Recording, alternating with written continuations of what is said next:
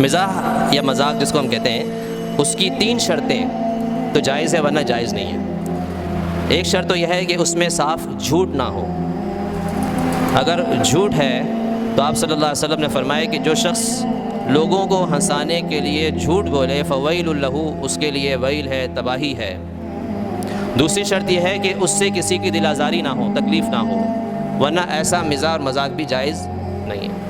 اور تیسری شرط یہ ہے کہ بہت زیادہ نہ ہو، انسان غفلت میں پڑ جائے۔ آپ صلی اللہ علیہ وسلم نے جو مزاح فرمائے ہیں وہ اسی نوعیت کے تھے۔ جیسے ایک شخص آیا، اس نے کہا کہ اللہ کے رسول مجھے سواری کے لیے اونٹ دے دیں، تو آپ نے ایک صحابی سے فرمایا کہ اس کو اونٹنی کا بچہ دے دو۔ اس نے کہا کہ اونٹنی کا بچہ میں لے کے کیا کروں گا، وہ تو بچہ ہوگا، مجھے تو سواری کرنی ہے۔ تو آپ نے فرمایا کہ جو اونٹ بھی ہوگا کسی نہ کسی اونٹنی کا بچہ ہی ہوگا نا، چاہے جوان کیوں نہ ہو۔ بچے کا یہ مطلب تھوڑی ہے کہ چھوٹا بچہ۔ تو یہ بھی مزاح تھا اور اس میں کوئی جھوٹ بھی نہیں تھا۔ جیسے ایک بوڑھی عورت آئی، آپ نے فرمایا کہ بوڑھے جنت میں نہیں جائیں گے، اس نے بڑا افسوس کیا، روئی۔ اس نے کہا کہ بوڑھے جنت میں نہیں جائیں گے، تو آپ نے فرمایا کہ ہاں جائیں گے لیکن جوان ہو کر، بوڑھے میں نہیں جائیں گے، مطلب بڑھاپے کی حالت میں نہیں جائیں گے۔ صحابہ کرام بھی بسا اوقات ایسے مزاح فرماتے تھے۔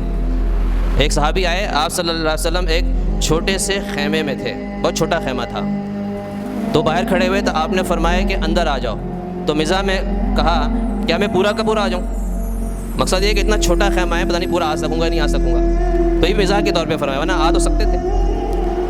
ایک دفعہ حضرت علی رضی اللہ عنہ بیماری میں کھجور کھا رہے تھے، تو کسی نے کہا اللہ کے رسول دیکھیں بیمار ہیں اور بیماری میں کھجور کھا رہے ہیں، آنکھ دکھ رہی ہے، ایک آنکھ دکھ رہی ہے۔